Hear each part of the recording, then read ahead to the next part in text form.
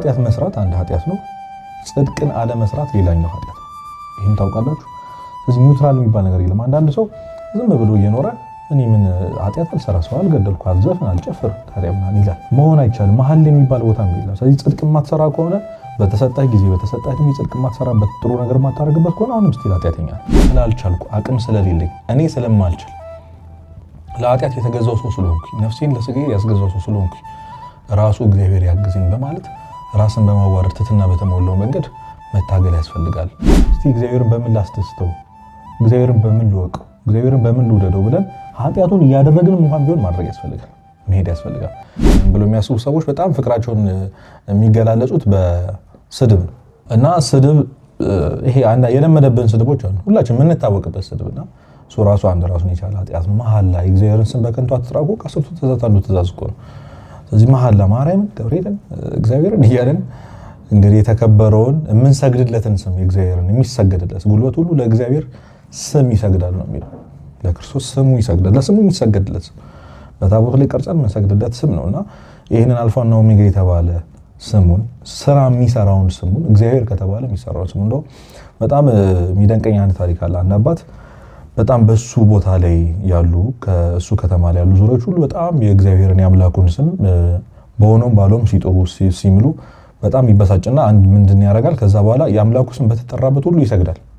እግዚአብሔርን ሲሉ አጠገባቸው ይሰግዳል፣ የሱ ስም በተጠራበት ሁሉ ይሰግዳልና እነዛ ሰዎች በጣም ሲሰለቻቸው ሲደነግጡ በሱ ምክንያት የተነሳ የአምላካቸውን ስም በከንቱ ከመጥራት ወደ ኋላ አሉና በተቻለን አቅም ከአንደበታችን የአምላካችንን ስም በከንቱ ለሆነውም ላለሆነውም ለውሸቱም ለእውነቱም ላለመጥራት መጣር አለብንና አብዛኞቻችን በልምድ ነው የምናደርገው። ስለዚህ ይሄ ምን አይነት ልምድ ነው? ክፉ ልምድ ነው። ክፉ ልማድ ነው፣ ሱስ ሆኖብናልና ሌላው ደግሞ ያው በጣም በአንደበት በኩል የሚነገረው ከንቱ ንግግር ነው፣ ዋዛ ፈዛዛ ቀልድ ነው። አሁን ቀልድ እንደ ዛሬ ዘመን የበዛበት አለ ብዬ አላስብም። በየትኛውም ቲክቶክ ብታዩ ሜም ቢባል እያንዳንዷ ነገር ሁሉ ደግሞ አምላኬ እንደዚህ በለኝ ጌታዬን ምናምን እያለን ብቻ ከእግዚአብሔር ጋር ከፈጣሪ ጋር ፈጣሪ እንደዚህ ሲልህ ምናምን እናውቃቸዋለን። ማለት በእግዚአብሔር ስም የሚቀለዱ ቀልዶችን እናውቃቸዋለንና በጣም አጸያፊ ናቸው። በጣም ክፉ መጥፎ ልማዶች ናቸው። በጣም መተዋለ እንደው እግዚአብሔር እንዲታረቀን ከፈለግን በእንደዚህ አይነት ጉዳይ ላይ ባነሳተፍ በጣም ጥሩ ነውና የማይሆን ነገር ላይ መቀለድ ጥሩ አይደለም። ይሄ ጨዋታ በልክ ነው መሆን ያለበት። የተፈጠርነው እየተጫወትን የተዝናናን ኖረን እንድንሞት አይደለም። በነገራችን ላይ በብዙ ጭንቅ መንግስተ ሰማያት እንድትወርሱ ተብሏል። በብዙ ጭንቅ፣ በብዙ ህመም፣ በብዙ መከራ ነው መንግስተ ሰማያት የምንወርሰው። እንደዚህ እየቀለድን እየተፈታታን ቺል እያደረግን የምትወርሳት መንግስተ ሰማያት የለችምና ስራችን ላይም ከጓደኞቻችን ጋር ስንገናኝ ከብዙ ሰዎች ጋር ስንገናኝ ብዙ ነገራችን ጨዋታ ነው፣ ቀልድ ነውና ከንቱ ንግግር ፌዝ ነውና ፌዘኛ መንግስተ ሰማያትን አይወርስም ይላል። በነገራችን ላይ ቃሉ አይወርስም። ፌዘኛ ማለት እንግዲህ በእግዚአብሔር የሚያሾፍ በመላእክት የሚያሾፍ ምን መስራት እንዳለብን እንኳን አናውቅም። ያው ማወራው ስለምን እንደሆነ በደንብ ይገባቸዋል። ቲክቶክ እንኳን አሁን የሚሰሩትን ቪዲዮዎች በደንብ ማየት እንችላለን። መቼ ነው እግዚአብሔር እንደዚህ ሪፕሬዘንት መደረግ የጀመረው? መቼ ነው እንደዚህ አውርደን ማየት የጀመርነው አምላካችንን? መላእክትን እንደዚህ መቼ ነው? ስለ ቅዱስ ገብርኤል ስናወራ ስለ ቅዱስ ሚካኤል አሁን በዘፈን እንኳን ኤዲት ሲደረግ በጣም ብዙ ጊዜ እናውቃለን አይደል? የቤተክርስቲያን የቤተ መቅደስ ስርዓቱን ወይም ደግሞ ኢትዮጵያ ኦርቶዶክስ ተዋሕዶ ቤተክርስቲያንን ለማጉላት በሚል እንትን በዘፈን ኤዲት ማድረግ በቀልዶች በሜሞች ምናምንና ይሄ በጣም መቆም ያለበት ነገር ነው። ስለዚህ በአንደበት የሚነገሩ ቀልድ የሚመስሉን ቀላል የሚመስሉን ስድቦች፣ ከንቱ ንግግሮች፣ ሐሜቶች እና መሐላዎችን ማቆም ያስፈልጋል። ይሄ በጣም ትልቁ ሌላኛው ክፉ ልማድ ያላስተዋሉ ክፉ ልማድ ነው። ሌላኛው ስጋዊ ምኞት ነው። ከዚህ ውስጥ በጣም የሚጠቀሰው ያው ዝሙት ነው። በጣም ብዙ ወጣቶች እየተፈተኑበት ያለው ነገር ሁላችንም የምንፈተንበት ነገር ጾር ነው፣ ፍትወት ነው። በጣም ምኞት ስለሆነ የእሳት ጊዜ ላይ ስላለ የማይፈተን ወንድና ሴት የለም። አሁን በዚህ ጊዜ በጣም ነግሶ እንግዲህ አለቅ ያለ ግብረ ገብነት የጎደለው አኗኗር እያየን ያለ ነውና እግዚአብሔር በእውነት ከዚህ ነገር ያውጣን። በከተማችን በሀገራችን የምናያቸው ነገሮች በጣም ብዙ ናቸው እና አሁን ልምድ ሆኗል ማውራት። ለምሳሌ ስለ እንደዚህ አይነት ጉዳዮች ማውራት፣ መቀለድ፣ እህቶችን ሰውነት እያነሱ የወንድሞችን የሆነ ነገር እያነሱ ማውራት፣ መጫወት በጣም ቀላል ነገር ሆኗልና እንደ ልምድ ነው። በነገራችን ላይ አሁን ሌላ ጊዜ እንደው እናወራበታለን። ዋናው ርዕሳችን አይደለም ነው እንጂ በጣም ብዙ ሊወራበት የሚችሉ ነገሮች ከንግግራችን ከምናያቸው ፊልሞች ከምንሰማቸው ነገሮች በጨዋታ ነው መጀመሪያ እየቀለለ መጥቶ ነው ነገ ከነገ ወዲያ በጣም ከባድ ህይወታችን የሚያመሰቃቀል ነገር ውስጥ የሚከተል። ዛሬ ሳይፈለጉ የተወለዱ ልጆች፣ በጎዳና ላይ የወደቁ ልጆች የዝሙት ውጤቶች ናቸው። በጣም ብዙ ወጣቶች ያለ ምክንያት በዝሙትና በመውደቅ የተወለዱ ልጆች ናቸው ዛሬ ህይወታቸው ተበላሽቶ መንገድ ላይ እየወደቁ የምናያቸውና የነዛ ሁሉ ነገር መንስኤዎች ደግሞ እኛ ነን እና ይሄ በጣም ትልቁ ክፉ ልማድ ተብሎ የሚጠራ ነገር ነው። ምንድነው ትሪግ የሚያደርገው ወደ ክፉ ልማድ ሊያስገቡን የሚችሉ ነገሮች ምንድናቸው? የመጀመሪያው ነገር ያው ጓደኛ ነው። ሰው አዋዋሉ ነው የሚመስለው ታውቃላችሁ። እስኪ ዝም ብላችሁ ወደ ኋላ መለስ ብላችሁ አስቡት። ያንን ኃጢአት መቼ ነው የጀመራችሁት? መቼ ነው የጀመርከው? እንዴት እንደገባህበት ታውቃለህ? እንዴት እንደገባሽበት ትዝ ይልሻል? አሁን አልላቀቅ ያለን በጣም ሞክረን እየከበደን ያለው ነገር መተው ፈልገን መተው ያቃተን ነገር የሆነ ጊዜ እስኪ አንዴ ሞክራት ተብለን አብዛኞቻችን እና መጽሐፍ ቅዱስ ክፉ ባልንጀራነት መልካሙን አመል ያጠፋዋል ይላል። መልካሙን አመል ያጠፋዋል፣ የነበረን ነገር ይነጥቃል። በጣም ብዙ ወጣቶች ከቤተሰቦቻቸው ጋር ተጣልተው የሚወጡት በጓደኞቻቸው ምክንያት ነው። በጣም ብዙ ወጣቶች ለብዙ ሱስ የተጋለጡ ነው በጓደኞቻቸው ምክንያት ነውና የመጀመሪያው ትልቁ ነገር ጓደኛችን ነው። አጠገባችን ያለ ሰው ነው። አንድ ሞክረው ለዛሬ ብቻ ተብለን የገባንበት ቤት ለዛሬ ብቻ አየው የተባልነው ነገር ይሄው ያኔ ስናረገው የሰጠንን ፕሬሸር ጠፍቶ ደስታው ጠፍቶ አሁን ሰዎቹን እንኳን ጨቅጭቀን አስወጣን ብንላቸው አይሆንም እና ተበላሽተው ያበላሹን አካያችን መስለን ጓደኞቻችን መስለን እንዴት ያንን ሲጋራ ያንን ጫት በእጃችን እንደያዝነው ሳናውቅ ያንን ስልክ እዛ ያንን ማይረባ ኃጢአት ውስጥ መቼ እንደገባን ሳናውቅ አሁን ግን ህይወታችን ሙሉ ሰፈር እናደርጋለን። እንዴት እንደገባንበት እንኳን ሳናውቅና ትልቁ የሰው ልጅ ወደ ክፉ ልማድ መግቢያ መንስኤ የሚሆነው አጠገቡ ያለው ሰው ወይም ደግሞ ጓደኛዬ ብሎ የሚጠራው ክፉ ባልንጀራነት ወይም ክፉ ኮኔክሽን ያለው ሰው ነው ማለት ነው። ሌላኛው በጣም የሚገርማችሁ ባዶነት ነው ወይም ደግሞ ስራ ፈትነት ነው። እንግዲህ ሌላ ቦታ ስናገር ሰምታችሁ ሊሆን ይችላል እንጂ አሁን እኛ ሀገር ላይ የሚባል አንድ አባባል አለ። እሱ ምንድነው? ስራ የፈታ ቄስ ቆቡን ቀዶ ይሰፋል ይባላል። ስራ የፈታ ቄስ አይደለም፣ ኃጢአት መስራት የማይፈልግ ቄስ ነው ነገራችን ላይ። ምክንያቱም አባ እንጦንስ ስራ የፈታ አይምሮ የሰይጣን ቤተ ሙከራ ነው ይላል።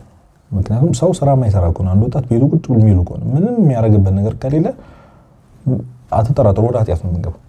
በጣም ብዙዎቻችን ፍሪ ጊዜ ስላለን ነው ወይም ቢዚ ስላልሆነን ወይም ደግሞ በጣም ብዙ ነፃ ጊዜ ስላለን ወደ ክፉ ልማድ ሳናቀ የገባ ነው።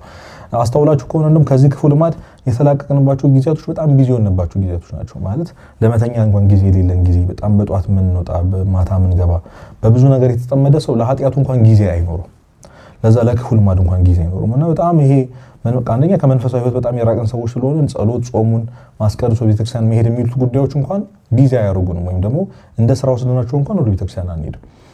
ስራ የሌለው ሰው ቤት የሚውል ሰው ወይም ደግሞ ትንሽ ጊዜ ብቻ በስራ አሳልፎ ከራሱ ጋር የሚያሳልፈው ጊዜ በጣም ረጅም ለሆነ ሰው ግን ለዚህ ሱሶች ለክፉ ልማድ ለመጋለጥ በጣም ከፍተኛውን ሚና ይጫወታል። ባዶነት፣ ስራ አለመስራት ማለት ነውና እንደው መፍትሄውን ወደ በኋላ እናወራዋለን እንጂ በጣም ብዙዎቻችን የቱ ጋር ኃጢአት እንደምንሰራ እናውቀዋለን፣ የት እንደሚይዘን እናውቀዋለን። ብዙ ሰው በሚያከብረውና በሚወደው ሰው ፊት ያንን ኃጢአት አይሰራም አይደል? ብቻችን መኝታችንን ቆልፈን ከሆነም ራሱ ልናደርግ የምንችለው እንደዛ ነው። ስለዚህ የብቸኝነት ጊዜ ይፈልጋል ኃጢአት እንኳን። ያው እግዚአብሔርን ሳንፈራ ሰውን እንፈራለን። ቢያንስ ሰውን እንኳን ፈርተን እንድንሸሸው ሁላችንም የሆነ መደበቅ እንፈልጋለን። ማንም ሰው እናቱ እያየችው ያንን የሚያደርግ ሰው የለም። አባቱ እያየው የሚወዱት የሚያከብሩት ሰዎች እያዩ የሚያጨስ የሚቅም ሰው በዛ ኃጢአት ተጠምዶ የሚኖር ሰውም የለም። በዛ ክፉ ልማድ ሁላችንም ባለንበትና ይሄ የሚያሳየው ምንድነው? የብቸኝነት ጊዜ ይፈልጋል። የብቸኝነት ጊዜ ማለት ደግሞ ያው ስራ የሌለበት መጠመድ የሌለበት ማለት ነው። ሌላኛው በጣም ብዙ ወጣቶችን በተለይ ቲኔጀር አሁን ከልጅነት ጀምሮ የተያዘን ሰዎች በክፉ ልማድ ኪዩሪዮሲቲ ሲኖረን ነው የማወቅ ጉጉት አለን። እስኪ አንዴ ልሞክረው ምንድን ነው የሚለው እውነት እንደሚሉት ነው ወይ ብለን የገባንበት ነገር አሁን ጭራሽ ህይወታችንን አመሰቃቅሎ ጨለማ ውስጥ ጥሎን ሄዷል። ቀደም እንዳልኳችሁ በሃይስኩል ውስጥ በዩኒቨርሲቲ ውስጥ ከዛም ከፍ ብሎ ባሉ ወጣቶች ላይ በጣም ተጠቂ የሆኑት እስኪ ሞክሩ በጣም ደስ የሚል ነገር ነው። አሁን የሚጠጣ ምናምን ያልኳችሁ ነገር መቼም ይገባችኋል ምን ለማለት እንደፈለኩና መድኃኒት ሆነው የሚወሰዱ ድራጎች፣ ሰብስታንስ የሆኑ ሱሶች፣ ሌላም እንዳልኳችሁ በዲጂታል የሚመጡ ሱሶችና ክፉ ልማዶች ሁሉም አብዛኛው ወጣት ኪዩሪዮሲቲ ስላለው ነው የማወቅ ፍላጎት ኖሮት ነው የገባው እና ምን ላድርግ ይሄ እንዴት ነው እስኪ ምንድን ነው የሚለው እስኪ አንዴ ላድርገውና አንዴ ሊሆንና ከዛ ተዋዋለሁ ምን እንደሚልኩ ማወቅ ፈልጌ ነው። የማወቅ ፍላጎታችን ያው አሁን ምን ውስጥ እንደከተተን ታውቃላችሁ መቼም። ያው ዋናዎቹ እነዚህ ሆኑ እንጂ ያዕቆብ መልእክት ምዕራፍ 1 ላይ እንደውም ይናገራል። ምኞት ጸንሳ ኃጢአትን ትወልዳለች፣ ኃጢአትም አድጋ ሞትን ትወልዳለች ይላልና እንደው አያያዙ ሰይጣንስ እንደዚህ እንዴት ነው የሚይዘን? እንደው በቅደም ተከተል እንኳን ምንለው የመጀመሪያው ሐሳቡን ማቅረብ ነው። ያው ኃጢአት ታውቃላችሁ ሰይጣን እጃችን ይዞ ምንም ነገር ኃጢአት አይሰራም። ነፃ ፈቃዳችን እንድንጠቀም ነው የሚያደርገንና እና ኃጢአትን እጃችን ይዞ አይሰራም። በነፃ ፈቃዳችን በራሳችን ፈቃድ እንድንሰራ የሚያደርገው። ስለዚህ መጀመሪያ ሐሳቡን ነው የሚያቀርቡና በጓደኞቻችን ቅድም ባልኳችሁ ትሪክ በማድረግ ሐሳቡን በማሳሰብ እስኪ አንዴ ልሞክረው በማለት ሐሳቡን ያቀርቡልናል። ከዛኛ እንስማማለን። ሁለተኛው ደግሞ መስማማት ነው። ኦኬ እሺ እንላለን። አንዴ ነው የምንስማማው በነገራችን ላይ ሁሌ አይደለም። ስለዚህ አንዴ ከተስማማን በኋላ ወደ አክሽን ነው የምንሄደው። ነገሩን እናደርገዋለን ማለት ሶስተኛ ላይ ነገሩን እናደርገዋለን። ይጥመናል። ኃጢአት መጨረሻዋ ሞት መሆኑ ነው እንጂ መራራ ያደረጋት እኮ በጣም ፍትወት በጣም ጣፋጭ ናት። ኃጢአት መጀመሪያ በጣም ነው የምጥመው፣ ወደ ኋላ ነው እየመረረ የመጣውና ስለዚህ በጣም ይሄንን ከቀመስነው አዲስ ነገር ኤክስፒሪየንስ ካደረግን በኋላ ደግሞ ወደ መደጋገም ሪፒት ወደ ማድረግ እንሄዳለን። ከአክሽን በኋላ ወደ ልማድ መደጋገም ይሄዳል። ያ ድግግሞሽ ልማድ ይሆናል እና ከልማድ በኋላ መጨረሻ ላይ ሀቢት ሲሆን ከዚህ ነገር መውጣት አልችልም። ከዚህ በኋላ ማቆም እኮ ፈልጋለሁ ግን ማቆም አልቻልኩም ወደሚለው አስተሳሰብ ይዘናልና በእነዚህ ፕሮሰሶች ውስጥ አስቀድሞ ሐሳቡን በማቅረብ እንድንስማማ በማድረግ ከዛ አክሽኑን በማድረግ ከዛ በመደጋገማችን ይሆን ሳለ ክፉ ልማድ ሆኖ ህይወታችንን የሚያበላሽ ኃጢአት ውስጥ ሱስ ውስጥ እንድንገባ ይደረገናል ማለት ነው። ታዲያ ይሄ ነገር ምናችንን የጎዳው ምንድን ነው ያጣ ነው? በነገራችን ላይ አንድ ሰው አንድ ነገር እያደረገ ወይም በተደጋጋሚ በሚያደርገው ነገር እየተጎዳ ያለውን ጉዳት ካላወቀ በስተቀር ሊድን አይችልም። አንድ ሰው የሚወስደው መድኃኒት ሳይድ ኢፌክት እንዳለው ወይም ደግሞ ትክክለኛ መድኃኒት እንዳልሆነ የሚበላው ምግብ የሚያደርገው እንቅስቃሴ ብቻ በህይወታችን ብዙ ነገሮች ያቆምነው ያ ነገር ምን ያህል እንደሚጎዳን ካወቅን በኋላ እና ክፉ ልማድ ምናችን ነው የሚጎዳው? የመጀመሪያው መንፈስ ቅዱስ ከኛ እንዲርቅ ያደርጋል። የረድኤተ እግዚአብሔር እንዲርቀን ያደርጋል። እንግዲህ ጌታችን በንጹህ ልብ እንጂ በቆሸሸ በለመደ ልብ እንግዲህ አይኖርም። ታውቃላችሁ ባደፈ ልብ አይኖርም እና የእግዚአብሔር ቤተ መቅደስ እንደሆናችሁ የእግዚአብሔር መንፈስ እንዲኖርባችሁ አታውቁም ምን ይላል? አንደኛ ቆሮንቶስ ምዕራፍ 3 ቁጥር 16 ላይና የእግዚአብሔር ቤተ መቅደሶች እንደሆነ ስላላስተዋልን በዚህ ቤተ መቅደስ ውስጥ ስላቆሸሽ ነው ማደሪያው የሆነውን ሰውነታችን የራሱ የእግዚአብሔር ቤተ መቅደስ ማደሪያው የሆነውን ሰውነታችን ስላሳደፍ ነው ብቻ እንዲርቀን ያደርገናልና ረድኤተ እግዚአብሔር ደግሞ ሰላም ያሳጣል። ቤታችን በረከት እንዳይኖር ያደርጋል። ገንዘባችን እንዳይበረከት ያደርጋል። ከሰዎች ጋር ያለን ግንኙነት እንዲቀንስ ያደርጋልና የእግዚአብሔር ረድኤት ከራቀን እኮ ብዙ ነገር አቆቶለታል።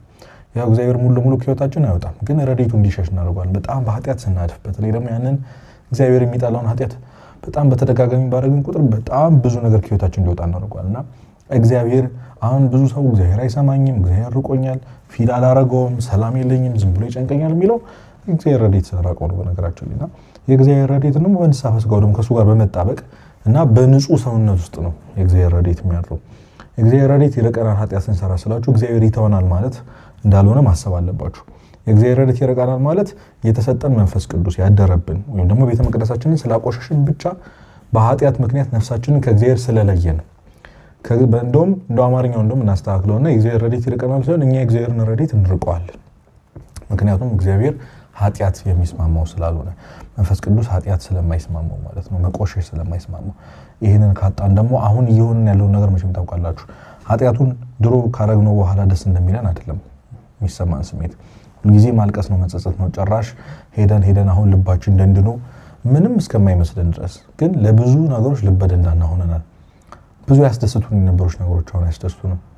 ብዙ በጣም ፊል እንድናደርግ የሚያስለቅሱን የነበሩ በጣም እንወዳቸው የነበሩ ነገሮች አሁን ምንም ፍላጎት የለንም።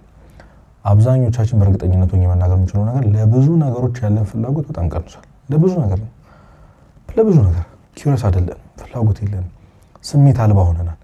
ድሮ ሰው ሲመታ፣ ሰው ሲያዝን፣ ሰው ሲወድቅ፣ ሰው ሲሞት በጣም እናዝን የነበረን ሰዎች አሁን ግን የለንም። ውስጣችን በጣም ልባችን ደንድኖ እንደ ድንጋይ እንደ አለት ተጣጥሯል። የክፉ ልማዳችን የኃጢአታችን መንስኤ ነው። ከዚህ በላይ ሌላ ሪዝን እንዲኖረን አይችልም። እና ህሊናን መደንዘዝ ቅድም እንዳልኳችሁ አያጉሰውም። በቃ ህሊናችን አያጉሰንም። ድሮ በጣም ከሰራነው በኋላ እንደነግጥ ነበር። ወይኔ ምንድን ያደረኩት እንትን የሰራሁት መቼ ነው እንደዚህ አይነት ሰው የሆንኩት እንል ነበር። አሁን ግን ኖርማል፣ በጣም ኖርማል። ጭራሽ ኃጢአታችንን በሶሻል ሚዲያ እንደምናደርጉ በኮሜንት በምን ሰዎች በቃ እያዩት እየሰሙት በጣም ኖርማል እየሆነ መጥቶ ድሮ በጣም እንፈራቸው የነበሩ ነገሮች ነው በጣም ኖርማል ሆነዋልና እየተሰማህ ካልሆነ ኃጢአት ሰርተህ አሁን ድጋሚ በጣም መጨረሻ ደረጃ ደርሰናል ማለት ነውና አሁንም ቅድም እንዳልኳችሁ ከዚህ በላይ ለማስተካከል ከዚህ ህይወት ለመውጣት እንድንጥር የሚያደርገን ከዚህ በላይ በቂ ምክንያት አናገኝ እና ኦብቪየስሊ የሚታይ በስጋዊ ህይወታችን የሚታይ ውድቀት በጣም ብዙ ወጣቶች ብዙ ወንድምና እህቶች በትምህርታቸው ዝቅተኛ ውጤት እያመጣ ነው። በስራችን ከሰዎች ጋር ባለን ኢንተራክሽን በጣም ብዙ ነገር የማስተዋል አቅማችን በጣም እየቀነሰ ነው። የማስተዋል አቅማችን ሰውነታችን ይደክምብናል። እንደድሮ ብርቱ አይደለንም። ትንሽ ከተራመድን ተኝተን እንኳን ተነስተን ይደክመናል አይደል? አስተውላችሁ አጠቅመው በጣም ብዙ ባይዞ ኪዩሪየስ ሆኖ እንደ ሶሻል ሚዲያ ላይ እንደሚም ነው የምንጠቀመው። የሁሉ ሳተኞች የጧት ስነሳ ይደክመኛል። ክፉ ልማዳችን ነው፣ ኃጢአታችን ነው። በነገራችን ላይ ከእግዚአብሔር መራቃችን ነው። ይሄ ኃጢአት ገና በጣም አቀንጭሮ ሰውነታችንን ጥሎ ራሳችንን እንድንጥል አድርጎ ከሰዎች ጋር ነጥሎ ለብዙ ነገር በጣም ጎበዝ ለመሆን ፈልገን ነገር ሁሉ ሰነፍ አድርጎ መጨረሻችንን ባዶ ያደርጋል። እና ከዚህ በላይ ምን አለ ማለት አሁን ሁላችንም እየወጣን እየወረድን ያለ ነው። ቢያንስ እንኳን እግዚአብሔር ማሰብ ያቅተን በዓለማዊ ህይወታችን ትንሽ ሰክሰስፉል መሆን እንፈልጋለን አይደል? ይሄንን እንኳን እንድንሆን እያደረገን አይደለም። ከእግዚአብሔር ለራቀው ህይወት እንኳን የሚጠቅም ነገር አይደለም ክፉ ልማድ በነገራችን ላይ። እና ከብዙ ሰዎች በታች እንደሆነ እንዲሰማን ከብዙ ነገር ወደ ኋላ እንደቀረን ደግሞ ሳይሰለችም ወይ በየቀኑ ካደረግነው በኋላ መጸጸት፣ ማዘን፣ ከቤተሰብ ጋር መቃረን፣ የምንወዳቸውን ሰዎች ለምን እንደምናስቀይማቸው እንኳን ሳናቅ ማስቀየም እና አንዳንድ ጊዜ እንደውም ካስተዋላችሁ ለምንድነው እንደዚህ ይሆንኩ ያለሁት ብላችሁ ራሳችሁ ተጠይቃችሁ ሳታውቁት ትናገራላችሁ፣ ሳታውቁት ትጮታላችሁ። በነገራችን ላይ በጣም እዚህ ምድር ላይ በጣም ከባዱ ስሜት አንድ ነገር ለማድረግ ያላችሁን ፖቴንሻል ምን ያህል እንደሆነ እያወቃችሁ ግን ማድረግ አለመቻል እና ለምንድን ነው እንደዚህ ሆንኩት አለ ማለት ከነበረን ጉብዝና ከነበረን ማስተዋል ችሎታ ከሰዎች ጋር የነበረን ሶሻላይዜሽን ከሁሉም ነገር በታች መሆን መውረድ በየጊዜው ራሳችንን ያየነው አንድ ደረጃ መውረድ እና ያንን ደግሞ ማስተዋል እኔ እኮ እንደዚህ አልነበርኩም፣ ይሄ እኮ አይደለም ማንነቴ፣ እኔ እኮ እንዲህ አይደለም ብለን እንድንጠይቅ ማድረግ ከዛ በዛው መሀል ደግሞ ራሳችንን እንድንጠላ ማድረግና ድጋሚ እንዳንሞክር ተስፋ አስቆርጦ ማስቀረት ከዚህ በላይ የሚጎዳ ከዚህ በላይ የሚያሳምን ምንም ነገር የለም። በተለይ ደግሞ የምንወዳቸውን ሰዎች ቤተሰቦቻችን እንደዛው ነው ያሳደጉን ወላጆቻችንን አጠገባችን ያልተለዩ ጓደኞቻችን በዚህ ክፉ ልማድ የተነሳ ሳናውቀው አሁን ይሄንንም እኮ በጣም በነገራችን ላይ አሁን ሳወራው የሚገባው ሰው አለ፣ ገና የሚያውቅ ሰው አለ፣ ገና ኦኬ ነው ለካ የሚል ሰው አለ። እና ከዚህ በላይ ትልቅ ሪዝን ከዚህ በላይ ትልቅ ምክንያት የለምና ከዚህ በላይ ሌላ ጉዳት የለም። ሰው ጥሩ ስሜት እንዲሰማኝ ያደርገኛል፣ ከሰዎች ትንሽ የተሻልኩ እሆናለሁ፣ ዩኒክ ያደርገኛል ምናምን ብለን የጀመርናቸው ክፉ ልማዶች ከሰው ሁሉ በታች ከምድር በታች ከሰው እግር በታች ሲያደርገን እንደማየት ምንም ያሳዝንና የሚሰብር ነገር የለም። የሆነ ቀን ጨለማ ክፍል ውስጥ ቁጭ ብለን ሁላችንም አስበንበት እናውቃለን። መቼ ነው እንዲሆንኩት? መቼ ነው ይሄን ጀመርኩት? ለምን መውጣት ያቃተኝ? ለምንድን ነው የከበደኝ? ብለን እንድንጠይቅና ራሳችንን እንጣላልኩናልና ትልቁ ጉዳት ደግሞ ይሄ ነው። ከእግዚአብሔርም ማርቆ ከሰዎችም ከስጋ ህይወታችንም ማርቆን ከዛ መጨረሻው ማማታችን ደግሞ የሞት እንድንሞት ሲኦል እንድንገባ ያደርገናልና ከዚህ በላይ ምን ጉዳት አለ? ከዚህ በላይ እንዳንተው ወይም ደግሞ ለመተው መንገድን መጀመር እንዳለብን ማሳያ ምን ከዚህ በላይ በቂ ምክንያት አለ? ምንም የለም። እና እነዚህ ትልቁ ጉዳቶች ናቸው። መቼም ችግሩን አውርተን ሁሉ ጊዜ መጨረሻ ላይ መፍትሄውን እናወራለን። አሁን ያልከውን ነገር እኮ ሳላውቀው ቀርቼ አይደለም፣ ሳይገባኝ ቀርቶ አይደለም። እንዴት ነው የምወጣው? ያልሞከርነው ነገር የለም። ሀውቱ ብለን ሰርች እናደርገን እናውቃለን። ሀውቱ ስቶፕ አይደለ ብለን ሰርች አድርገን እናውቃለን። ዩቲዩብ ላይ ቲክቶክ ላይ የሚመጡልን በጣም ብዙ ሰዎች ከዚህ ነገር ለመውጣት ከዚህ ለመላቀቅ ብለው በጣም ብዙ ቪዲዮዎች ምናምን አይተን ሊሆን ይችላል። ግን አሁንም እንመለሳለን። በጣም ብዙ ነገር ሞክረናል፣ ከነዛ ነገሮች ለመራቅ ሞክረናልና እውነተኛው መፍትሄዎቹ ምንድናቸው? በትክክል ብናረጋቸው ሊጠቅሙን የሚችሉ ነገሮች ምንድናቸው? የመጀመሪያው ያንን ቅድም እንዳልኳችሁ አንድ ሰው ክፉ ልማድን የሚያደርገው አስቀድሞ ሐሳብ ይቀርብለታል።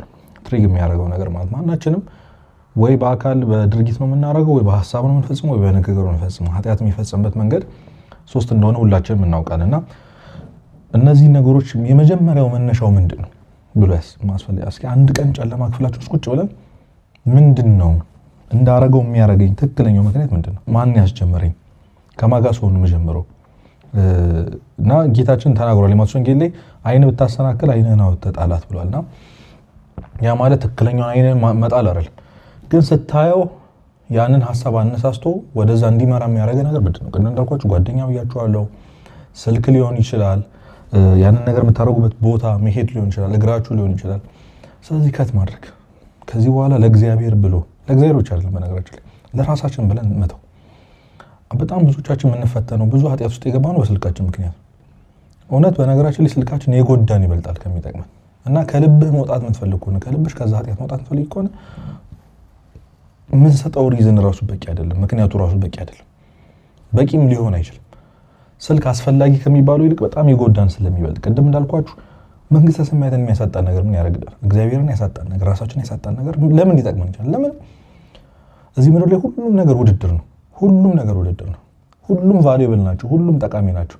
የምንመርጠው የተሻለውን ችግር ነው ሁሌም ቢሆን።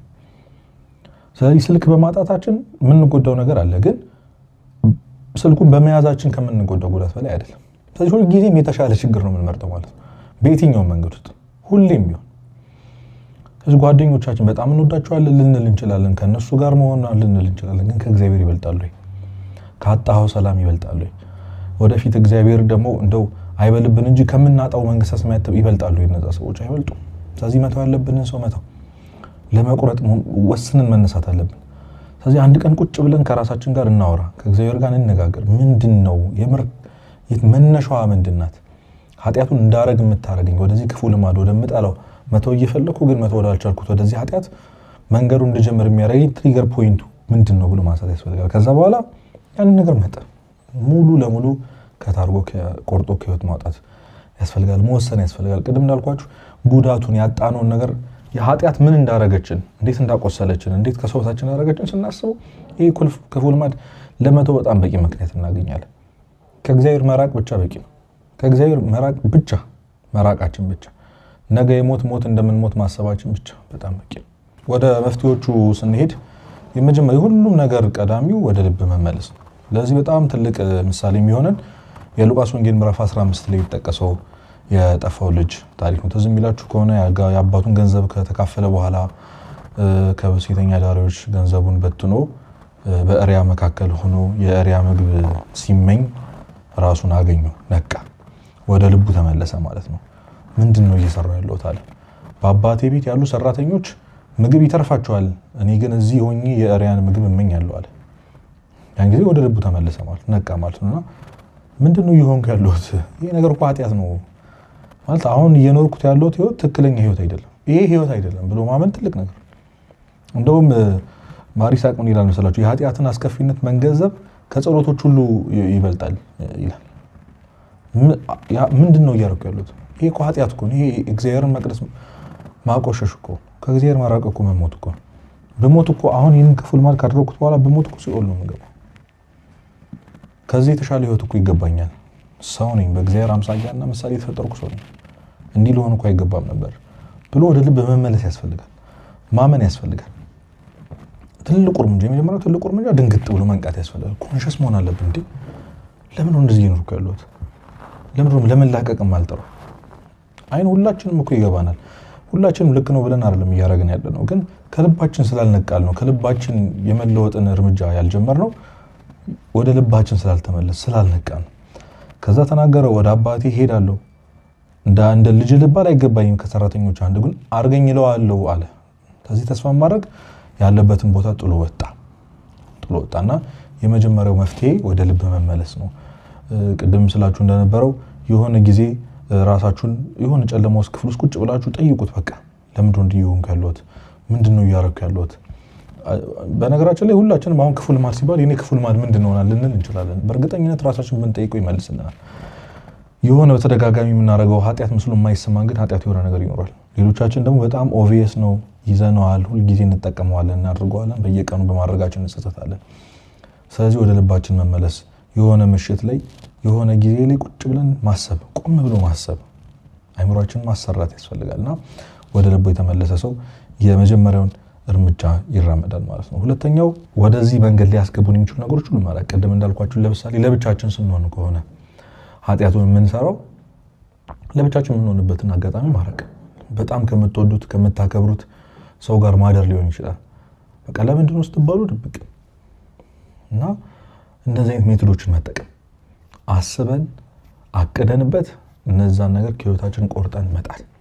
ስለዚህ መታገል ያለብን ከኃጢያቱ ጋር ሳይሆን ኃጢያቱን እንድንሰራ ከሚያደርጉን ምክንያቶች መንገዶች ወይም ደግሞ የሚጀምሩ ነገር ሐሳቡ እንዴት ነው የሚያቀርብልን ምን ስናይ ነው የምንነሳውና ወደ ኋላ እንኳን ራሳችንን ብናየው እያንዳንዷ ኃጢያቱን የሰራንበት ቀን ላይ መነሻ አላቸው እያንዳንዷ ነገር የሆነ ነገር ከሌለ ኃጢያት ማንሰራበት ጊዜ አለ ለምሳሌ ቤተክርስቲያን ስንሆን ኃጢያቱን አንሰራውም ኮምፕሊት የታወቀ ነው ገዳም ስንሆን አንሰራውም ለምን አንደኛ ቦታው በጣም የተቀደሰ ቦታ እንደሆነ እናውቃለን ሁለተኛ ደግሞ እነዛ ነገሮች የሚኖሩት ልናያቸው ልንሰማቸው ልናደርጋቸው ልንሄድባቸው የምንችላቸው ቦታዎች ሁሉ ይቀንሳል ስለዚህ አያሳስበንም ነው ስለዚህ ቤተክርስቲያን መዋል ካለባችሁ ማድረግ ካለ 15 ዓመት ሙሉ መኖር ካለበት መኖር ቤተክርስቲያን ከዚህ ዘወትር ከሚደማው ኃጢያታችን መቆም ካለበት የደም ከተባለው ኃጢያታችን ለመላቀቅ ማድረግ ያለብን ሁሉ ማድረግ አለብን ኢንቨስት ማድረግ ያለብን ሁሉ መጣል ያለብን ነገር ሁሉ መጣል አለብን ምክንያቱም ወርዝ ያደርጋል ኃጢያት የሌለበት ይሄ ክፉ ልማድ እስኪ ዝም ብላችሁ ራሳችሁን አስቡት።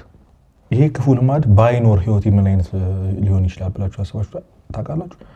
እንደዚህ አይነት ሰው ባልሆን ይሄ ኃጢአት ህይወት ውስጥ ባይኖር ኖሮ ምን አይነት ሰው ነው ምን አይነት ሰው ልንሆን እንደምንችል አስቡት። እግዚአብሔር እንዴት የሚያከብረው የሚወደው ወደ እግዚአብሔር የሚቀርብ ከምንም ነገር በላይ ሰላም የሆነ ሌላው ሰዎች ከራሱ አልፎ ለሰዎች የሚጠቅም ሰው መሆን እንችል ነበር። ብዙ ማድረግ የምንችላቸው ፖቴንሻላችን ሁላችንም እናውቀዋለን። ቅድም እንዳልኳችሁ የራስን ፖቴንሻል ምን እስከምን ድረስ እንደሆነ እያወቁ አለማድረግን የመሰለ ከባድ ነገር የለም። እና ይህንን ማወቅና ከት ማድረግ ትሪገር ፖይንቶችን ለይቶ ማወቅ መተው እግዚአብሔር ሆይ ለአንተ ብዬ እንድተወል እርዳኝ ብሎ መጸለይ ያስፈልጋል። ሁሉም ነገር ውስጥ የእግዚአብሔር እጅ ያስፈልጋል። እና ይህንን ስትጀምሩ ለእግዚአብሔር ንገሩት።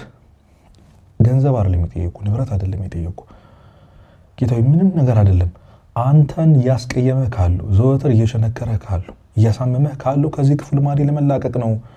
ይህንን ነገር የምተውበት አቅም ስጠኝ፣ ከእነዚህ ሰዎች የምርቅበት፣ ከዚህ ቦታ የምወጣበት፣ ከዚህ ስልክ፣ ከዚህ ክፍል ብቻ ከዚህ ኃጢአቱ እንድሰራው ከሚያደርግ ነገር የምላቀቅበትን ኃይልን ስጠኝ በሉት። እግዚአብሔር ደግሞ በጎ ምግባር እስከሆነ ድረስ ሐሳባችን መልካም እስከሆነ ድረስ የማይረዳበት ምንም ምክንያት የለም። ስለዚህ በማመን አረ እንዴት ተዋለው ብላችሁ አትጠራጠሩ። ኃይልን በሚሰጠኝ በክርስቶስ ሁሉ እንችላለሁ በማለት መጣር ያስፈልጋል። ስለዚህ ቆርጦ መጣል፣ የትኛውም ቆርጠን የምንጥለው ነገር ከእግዚአብሔር አይበልጥም። እመኒ፣ ከእግዚአብሔር አይበልጥም። ከራሳችን ከውስጣችን ሰላም አይበልጥም። ከምንም ነገር በላይ ሊያሳጣን ከነበረው ከመንግስተ ሰማያት መቼም ቢሆን አይበልጥም። ስለዚህ ወርዝ ያደርጋል። ቫልዩ ትልቅ ነው፣ ዋጋው ትልቅ ነው። ይህንን አስበን ከነዚህ ኃጢአቶች እንድንቀርብ የሚያደርጉ ነገሮች ሁሉ መተው። ከዛሬ ጀምሮ እነዛን ሰዎች እንዳታገኟቸው። ከዛሬ ጀምሮ ስልክህም ከሆነ ቀይር ወይ ጠቃጠቆ አድርገው። ስልክም ቢሆን ይቅርብ። እውነቴን ነው የምላችሁ። መራቅ ካለብን ነገር ሁሉ ራቅ። ያንን ማድረግ እንኳን ባንችል ብቻችንን የምንሆንበትን ጊዜ መቀነስ ያስፈልጋል። ስራ ከሌለን ቤት ከሆነ የምንውለው በጠዋት ወጥተን ማታ እንግባ ወይም አንግባ። ገዳም መሄድ ካለብን እንሂድ። ለምደን እስክንቆይ ድረስ ያንን ኃጢአት ማድረግ ፍቅሩ እስኪጠፋ ድረስ ለኃጢአቱ ያለን ቦታ እስኪቀንስ ድረስ መራቅ ካለብን ነገር ሁሉ ለመራቅ መጀመሪያ ውሳኔ ቆራጥነት ያስፈልጋል። ይህን እንድናደርግ በእውነት እግዚአብሔር ይርዳል። ሶስተኛው መፍትሄ ተቃራኒ ልማድን ማዳበር። እንደውም አባቶች ምን ይላሉ? ክፉ ልማድ የሚጠፋው በሌላ መልካም ልማድ ነው ይላሉ። ይህንን በጣም ብዙ ቦታ ተናግሬያለሁ። አንድን ልማድ ለማቆም ከመጣር ይልቅ ሌላ ልማድ እዛ ልማድ ላይ መተካት ነው። እንግዲህ ታውቃላችሁ የሁሉም ነገር መንስኤ ፍቅር ነው ወይም ደግሞ መውደድ ነው። ብትወዱኝስ ትእዛዜን ጠብቋል። የእግዚአብሔርን ትእዛዝ መጠበቅ ያቃተን በኃጢአት የወደቅነው እግዚአብሔርን ስለማንወደው ነው፣ ለእግዚአብሔር ፍቅር ስለሌለን። ምክንያቱም ወይ ደግሞ እግዚአብሔርን እንወደዋለን ግን ከኃጢአታችን የበለጠ አንወደውም። ከኃጢአታችን በላይ በጣም አታችመንት የለንም። ይሄ በጣም የሚያስታውቅና የሚታይ ነገር ነውና ሰው ከኃጢአቱ በላይ እግዚአብሔርን መውደድ ከቻለ ኃጢአቱን የማይትልበት ይህንን ክፉ ልማድ የማይተውበት ምንም ምክንያት የለም። ምክንያቱም ፍቅር ከሞት በላይ የጸናች ናት ይላል መጽሐፍ ቅዱስ። በጣም ኃያል ናት። ሰው አንድን ነገር ካልወደደ በስተቀር ከዛ ነገር ምንም ፍቅር ከሌለው ሊያረገውን ደጋግሞ ሊመላለስበት አይችልም። በስህተት አንዴ ሊል ይችላል፣ ግን ደጋግሞ በህይወቱ ሊኖርበት አይችልም። ስለዚህ ይሄንን ክፉ ልማድ የምናደርገውን ክፉ ልማድ በመልካም ልማድ መተካት ያስፈልጋል። ኒውትራል የሚባል ህይወት የለም። በነገራችን ላይ ሁለት አይነት ኃጢአት አለ። እዚህ ጋር በደንብ አዳምጡ። የመጀመሪያው ኃጢአት መስራት አንድ ኃጢአት ነው። ጽድቅን አለመስራት ሌላኛው ኃጢአት ነው። ይህን ታውቃላችሁ። ስለዚህ ኒውትራል የሚባል ነገር የለም። አንዳንድ ሰው ዝም ብሎ እየኖረ እኔ ምን ኃጢአት አልሰራ፣ ሰው አልገደልኩ፣ አልዘፍን፣ አልጨፍር ታዲያ ምናምን ይላል። መሆን አይቻልም። መሀል የሚባል ቦታም የለም። ስለዚህ ጽድቅ የማትሰራ ከሆነ በተሰጠህ ጊዜ በተሰጠህ እድሜ ጽድቅ የማትሰራበት ጥሩ ነገር የማታደርግበት ከሆነ አሁንም ስቲል ኃጢአተኛ ነህ። ኃጢአትን ማድረግ ብቻ አይደለም ኃጢአት መስራት ማለት። ስለዚህ ክፉ ልማዶችን ለመተው ያለን ብቸኛ አማራጭ ክፉ ልማዱ እዛው እንዳለ ሌላ ጥሩ ልማድ መክተት ነው። ለምሳሌ አሁን በምንፈተንበት አሁን ምሳሌ በመሰጣችሁ ወይም ዘፈን ብለን ያዘው ዘፈን ብዬ በመሰጣችሁ ምሳሌ እናንተ የራሳችሁን ክፉ ልማድ እየተከታችሁ ለመስማት ሞክሩ። ለምሳሌ አንድ ሰው በዘፈን የሚፈተን ከሆነ የዘፈን ተቃራኒው መዝሙር ነው። ታውቃላችሁ መተካት ያለበት በዛ ነው። ስለዚህ አንዳንድ ሰው ዘፈን ለመተው ብሎ የመጀመሪያው ትልቁ የሚያደርገው መፍትሄ ምንድነው? ዘፈኑ ሙሉ ለሙሉ ከስልኩ ማጥፋትና መዝሙር መጫን ነው። ያ ለዘፈን ያለውን ፍቅር እንዲቀንስ አያደርገው።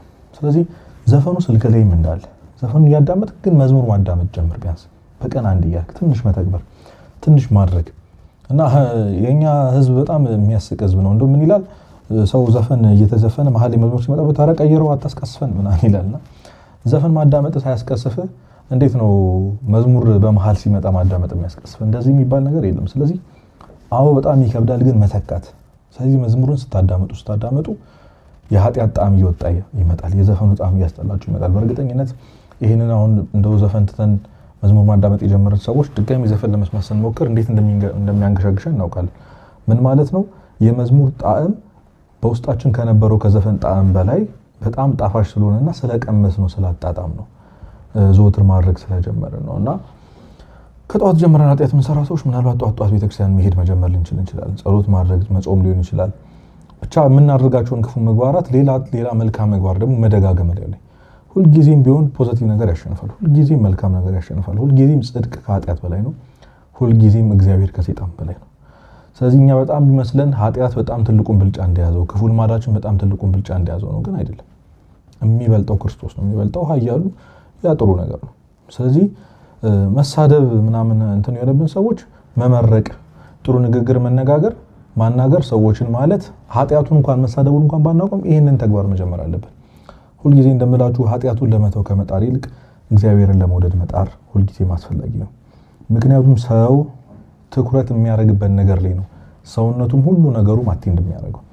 አሁን ምናልባት ይሄን ቪዲዮ እየሰማችሁ አይናችሁን የላይ ሆኖ በሐሳብ ሌላ ቦታ ያላችሁ ትኖራላችሁ። ትምህርት ላይ ምናምን ብዙ ጊዜ ይባላል አይደል? ቦዲ ፕሬዘንት ማይንድ አብሰንት ይባላል። ስለዚህ አይንህ እያየ ነው ተገልጧል፣ ግን እያየ አይደለም። ምን ማለት ነው ይሄ? ሐሳብህ ያለበት ቦታ ትኩረት ያለበት ቦታ ነው ሰውነትህ የሚሄደው። በነገራችን አይንህ ኢማጂን ያደረገ ነው እንጂ እኔን እያየ አይደለም፣ ወይም አስተማሪውን ተናጋሪውን እያየ አይደለም። ስለዚህ ሰው ትኩረት የሚያደርግበት ነገር ላይ ነው የሚውለው ማለት ኃጢአትህን ለመተው ምጥር ከሆነ መቼም ከኃጢአት አትወጣም። ምክንያቱም ኃጢአትህ ላይ ነው ትኩረት አድርገህ እየኖርክ ያለው። ሰው አይንህን ከኃጢአት አንስተህ እግዚአብሔርን ነው ማየት ያለብህ። ለዚህ በጣም ትልቅ ምሳሌ የሚሆነው የቅዱስ ጴጥሮስ ታሪክ ነው። ታውቃላችሁ ክርስቶስ በባህር እየተራመደ ጴጥሮስ አየው በወጀቡ መሃል ጌታ ሆይ እንዳንተ በባህር እንድራመድ ና በለኝ አለው።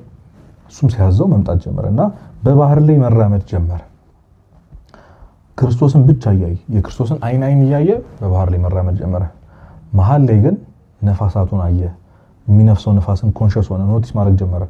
ከዛ ባህር ላይ እንደሆነ ዝቅ ብሎ ባህሩን ሳይው ፈራ። ያኔ መስጠም ጀመረ። አድነኝ አድነኝ አድነኝ ብሎ ጮኸ። ክርስቶስም አዳነው። አይናችን ከክርስቶስ ከተነቀለ ማንወድቅበት ምንም ምክንያት የለም። የምታሰጥመው ባህር ዓለም ላይ ያለነው ኃጢአት ውስጥ ነው ያለነው። የከበበን ንፋስ ወጀቡ ሁሉም በጣም እንደሚጥል የሚያሳምን በህይወታችን እስከዛሬ ድረስ ማንም ሰው ባህር ላይ ተራምዶ ያውቅም አይደል? እንግዲህ ጴጥሮስ የመጀመሪያው ነው። ክርስቶስስ እሺ አምላክ ነው፣ እሱ ግን የመጀመሪያው ነው። አምኖ ወጣ። ግን አይኑን ከክርስቶስ ያነሳ መስጠም ጀመረ። ስለዚህ እንዴት ብሎ መራመድ እንዳለበት እንዴት ብሎ መሄድ እንዳለበት ትኩረት ካረጋችሁ እንዴት ብዬ ነው ባህር ላይ መራመድ ያለብኝ እንዴት ብዬ ልርገጥ የሚል ቴክኒክ ሲያወጣ አይደለም ይሄደው። በነገራችን ላይ ክርስቶስን ስላየ ብቻ ነው። ወደ ሎጂካሉ መንገድ መፍትሄ ግን ሲመጣ መስጠም ጀመረ። ስለዚህ ኃጢአቱን እንዴት ነው ምተው በዚህ ልሸውደው በዚህ ልሂድ እንደዚህ ስትራቴጂ ምናምን አይደለም ማለት ያለብን። እግዚአብሔርን ለመውደድ ነው መጣር ያለብን። እግዚአብሔር እንዴት ነው የምንወደው? ወደ እግዚአብሔር በመቅረብ ቃሉን በመስማት ዝማሬን በመስማት በጣም ብዙ መፍትሄዎችን ወደ በኋላ እናነሳለን። መንፈሳዊ ተግባራቶችን በማድረግ እግዚአብሔር እንድንወድ የሚያደርጉ ነገሮች መጽሐፍትን በማንበብ ስለዚህ ሰው ለእግዚአብሔር ያለው ፍቅር ከፍ እያለ ሲመጣ ከእግዚአብሔር በተቃራኒ ያለው ነገር እያስተለው ይመጣል። ለምሮ ብዙዎቻችን ከብዙ መጥፎ ተግባሮች የተቆጠብን እናትና አባቶቻችን ስለምንወዳቸው ነው። እነሱን ማሳዘዝ ስለማንፈልግ ስለማይበልጥብን ከእናት ስለማይበልጥ ከአባት ስለማይበልጥ ስለዚህ ከእግዚአብሔር የሚበልጥም ነገር የለም። እና ሰው እግዚአብሔርን ከወደደ ያንን ስንት ዘመን ያሰቃየን ኃጢአት ድል የማናደርግበት ምንም ምክንያት የለም። ከዚህ አይናችንን ከክርስቶስ ማንሳት የለብን። ስለዚህ ኃጢአቱን ለመተው ከመጣር ይልቅ ኃጢአታችን ላይ ትኩረት አድርገን ወይኔ ዛሬ አላረኩትም ወይኔ ዛሬ ያረኩት ከማለት ይልቅ እስቲ እግዚአብሔርን በምን ላስደስተው፣ እግዚአብሔርን በምን ልወቀው፣ እግዚአብሔርን በምን ልውደደው ብለን ኃጢአቱን እያደረግንም እንኳን ቢሆን ማድረግ ያስፈልጋል፣ መሄድ ያስፈልጋል። ያን ጊዜ ኃጢአቱን ድል ለመንሳት ትልቅ ጉልበት እናገኛለን። ምክንያቱም ፍቅር ከምንም ነገር በላይ ስለሆነች የፍቅር ሌላኛው ስሟ ደግሞ ራሱ እግዚአብሔር ስለሆነ እግዚአብሔር ፍቅር ነው ይላል ዮሐንስ መልእክት። ስለዚህ እግዚአብሔርን ከወደድን ኃጢአቱን ማንተውበት ምንም ምክንያት የለም። ሌላኛው ትህትናና ንስሐ ነው። እንግዲህ በጣም ብዙ ጊዜ ንስሐ ግቡ እንላለን። ንስሐ መግባቱ መፍትሄው ግን ምን አይነት ንስሐ ነው የምንገባው? እንደውም መጽሐፍ ቅዱስ እግዚአብሔር ትዕቢተኞቹን ይቃወማል ለትሑታን ግን ጸጋን ይሰጣል ይላል ያዕቆብ መልእክት ላይ። እና ትዕቢተኞቹን ይቃወማል ማለት እንግዲህ ሁላችንም ይሄንን ኃጢአት ይሄንን ክፉ ልማድ ለመተው እየጣረን ያለ ነው በራሳችን አቅም፣ በራሳችን ስትራቴጂ፣ በራሳችን ቴክኒክ፣ በራሴ ጉልበት አሸንፈዋለሁ ቃል በቃል እንኳን ባንል ምን ሞክርበት መንገድ ብዙዎቻችን ኃጢአትን ለማሸነፍ የምንሄደው መንገድ የራሳችን መንገድ ነው የምንጠቀመው። እግዚአብሔር አይደለም እያገዘን ያለው፣ ለእግዚአብሔር አይደለም እየሰጠን ያለው። እና ወይ የሆነ ሞቲቬሽናል ስፒከር ሰምተን ወይ የሆነ ድንገት መነሳሳት ውስጥ እንገባና አሸንፈዋለሁ ከዚህ በኋላ ይሄንን ኃጢአት አላደርገውም ብለን ለራሳችን ቃል እንገባለን። የሆነ ነገር ካደረግን ቅድም እንዳልኳችሁ ሀውቱ ብለን ሰርች አድርገን ምናልባት ዓለም ላይ ያሉ ሰዎች የሰጡንን ቴክኒክና መንገድ እንደ መውጫ መንገድ እንጠቀመውና ድጋሚ ወድቀን እንሰበራለን። ንስሐ እንኳን ስንገባ የምንገባበት መንገድ በጣም መነሳሳት፣ ይሄ ትክክለኛ ያልሆነ በመነሳሳት ውስጥ ነው። ድንገት የሆነ የሚመጣ ኃይል አለ አይደል? ከዚህ በኋላ አላረጉም ማቆም አለብኝ እኔ እንደዚህ አይነት ህይወት አይገባኝም እንልና ሄደን እንናዘዛለን። የምንናዘዝበት መንገድ ትህትና የለውም፣ ራስን ማዋረድ የለውም፣ ዝቅ ማለት የለውም። ጀስት ተናግሮ ቶሎ ለመገላገል፣ ቶሎ ለመቁረብ በመቸኮል ቶሎ ህይወትን ለመቀየርና አንዴ ንስሐ ከገባው ስጋው ደግሞ ከተቀበልኩ በኋላ ደግሜ አላረጉም ይሄ ህይወት የተቀየረ ከዚህ በኋላ ትቻለሁ የሚል መነሳሳት ውስጥ ስንቴ ገብተን ተመልሰን እንደወደቅን እናንተ ታውቃላችሁ። ስለዚህ ትህትና ያስፈልጋል። ትህትና ማለት እኔ አቅም የለኝም አቅሜ አንተ ነህ ማለት ነው። ሌላ ነገር የለውም። በነገራችን ላይ አቅሜ አንተ ነህ ማለት ነው። ያለ እኔ ምንም ልታርጉ አትችሉም፣ እኔ የሌለውበት ቦታ ላይ እናንተ የላችሁም ብለህ ተናግራል። ዮሐንስ ወንጌል ያለ እኔ ምንም ልታርጉ አትችሉም ብሏል። ስለዚህ ይህንን ቃል ይዛችሁ እግዚአብሔር ፊት ሂዱ። ያለ አንተ ምንም ማድረግ አልችልም በሉት። ያለ አንተ ምንም ማድረግ አልችልም፣ የፈጠርከኝ አንተ ነህ። ለእግዚአብሔር የሚሳነው ነገር የለም ተብሎ ነው ያደግኩት። የሚሳነህ ነገር የለም፣ ይህንን ኃጢአት አውጣልኝ በሉት። እና እስከ ዛሬ ሞክረናል፣ በጣም ሞክረናል። በዚህኛው ግን እስኪ ከእግዚአብሔር ጋር እንሞክረው፣ ወይም ደግሞ እግዚአብሔር ይሞክር። በቃ በነገራችን ላይ እግዚአብሔር አጋዥ አይፈልግም። በጣም ብዙዎቻችን ጸሎት እናደርጋለን፣ ሊሆን ይችላል፣ ልንጾም እንችላለን፣ ንስሐ ልንገባ እንችላለን። ግን ኃጢአቱን ለማሸነፍ እየጣረን ያለነው በራሳችን ጉልበት ነው፣ እግዚአብሔር ካልተጨመረበት። እንዲያውም ሙሉ ለሙሉ ይህንን ህይወታችንን ይህንን ከኃጢአት ጋር ያለውን ትግላችንን ራሱ እግዚአብሔር ካልያዘው በስተቀር ልናሸንፍ አንችልም። በየትኛው መንገድ ልናሸንፍ አንችልም። ስለዚህ ትህትናን በመሞላት የንስሐ አባቶቻችን ፊት ስንሄድ በመሰበር ስላልቻልኩ አቅም ስለሌለኝ እኔ ስለማልችል ለኃጢአት የተገዛው ሰው ስለሆንኩኝ ነፍሴን ለስጋዬ ያስገዛው ሰው ስለሆንኩኝ ራሱ እግዚአብሔር ያግዘኝ በማለት ራስን በማዋረድ ትህትና በተሞላው መንገድ መታገል ያስፈልጋል። ሰይጣንም ቢሆን በነገራችን ላይ በጣም የሚፈልገው ይሄ ነው። ለዛ ነው መጽሐፍ ቅዱስ ማንም የቆመ ቢመስለው እንዳይወድቅ ይጠንቀቅ ያለው። በራስህ ዕውቀት በራስህ ጥበብ አትመካ ያለው ለዛ ነውና እኛ የሞከርነው ነገር ሁሉ አልሰራም። ግን እግዚአብሔር ቢጨመርበት ወይም ደግሞ ሁሉም እግዚአብሔር ቢወስዶ የሚሰራ ይመስላችሁ? ስለዚህ ለኃጢአት እጃችን እንደሰጠን ሁሉ ያንን ራሱን እጃችን ደግሞ ለእግዚአብሔር እንስጠው። እኔ ከዚህ ውጪ ሌላ መጠይቅ ነገር የለም በሉት። ንብረት ጠይቄ አላቅም፣ ምን ነገር አትጠይቁት፣ ስጋዊ ነገር አልጠየቅኩም። ይሄ የምጠይቀህ ነገር በእውነት አንተን የሚያስደስት ነገር ነው።